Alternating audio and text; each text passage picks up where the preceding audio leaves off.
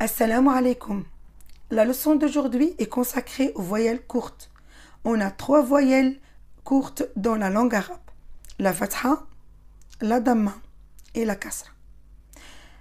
La première voyelle courte, la fatha, alors que dans le son, est, avec ba on donne b. Avec ba on donne b. Attention, c'est pas ba, c'est b. B. La deuxième voyelle, c'est la damma, se forme d'un petit waw au-dessus de la lettre B, qui est dans le son ou, avec B on donne bou. Alors j'espère que vous avez préparé vos cahiers pour prendre des notes. Et la troisième voyelle courte, c'est la kasra. C'est un petit trait oblique en dessous de la lettre B. Le tout donne B. Alors la kasra donne I, le son I. Avec B on donne B. On répète B, bou, bi. B, bou, bi. Alors, comme vous voyez ici, c'est des lignes qu'on trouve sur les ardoises ou bien des cahiers avec des gros carreaux. On va commencer à écrire la lettre B. Alors, ça, c'est la ligne. Et ce qui se trouve au-dessus, c'est la première interligne. Alors, on commence à écrire la lettre B de la première interligne. On descend un peu oblique jusqu'à la ligne. On garde le trait sur la ligne et après on monte sans dépasser la première interligne, sans oublier bien sûr le point en bas, c'est la lettre B. Alors ça, c'est la lettre B et on va rajouter la petite voyelle courte fatha avec un trait oblique au-dessus de la lettre B.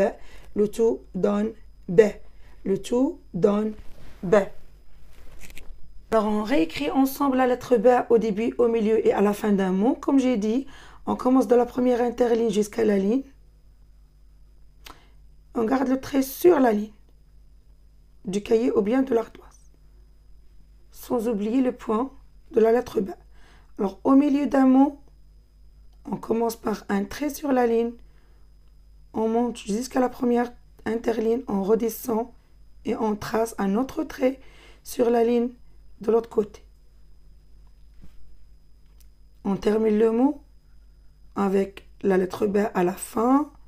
Ça s'écrit comme ça, sans oublier le point. Et bien sûr, on monte ce côté-là. Regardez, si vous regardez bien, c'est pas la lettre B au début d'un mot et au milieu. On ferme pas le côté, hein. Ce côté-là, on ne le ferme pas parce qu'il y a des lettres qui vont s'attacher avec cette lettre-là. Par contre, ici, quand on termine le mot avec la lettre B, on ferme ce côté-là. Souvenez-vous bien que la fatha s'écrit au-dessus de la lettre. Alors, on trace un trait oblique au-dessus de la lettre B ou bien n'importe quelle lettre de l'alphabet arabe. La kasra, c'est en dessous de la lettre et la damma, c'est au-dessus de la lettre. B, bi, bou. Je répète, B, bi, bou. Allez-y, on réécrit les 3 formes de la lettre B au début d'un mot, au milieu d'un mot et à la fin d'un mot. On y va.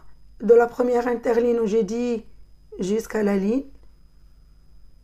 Ça, c'est la lettre B au début. La lettre B au milieu et la lettre B à la fin. On refait la même chose 3 fois. Alors, de la première interligne jusqu'à la ligne, c'est la lettre au début d'un mot. Au milieu, ça s'écrit comme ça. Et à la fin, on ferme ce côté-là, s'il vous plaît.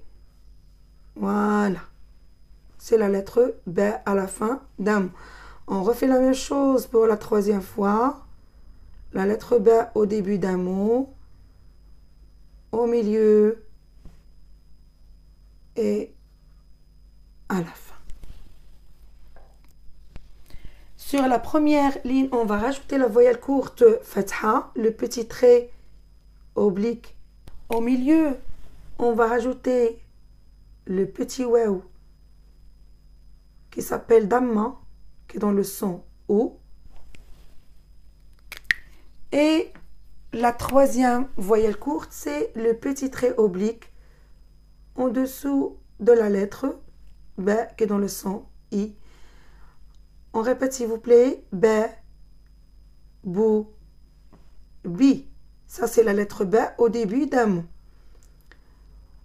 Au milieu, B, bou, bi. Et à la fin d'un mot, B, bou, bi. Si vous avez des questions, n'hésitez pas à les poser dans les commentaires. Ce sera avec plaisir que je vous répondrai. À la prochaine.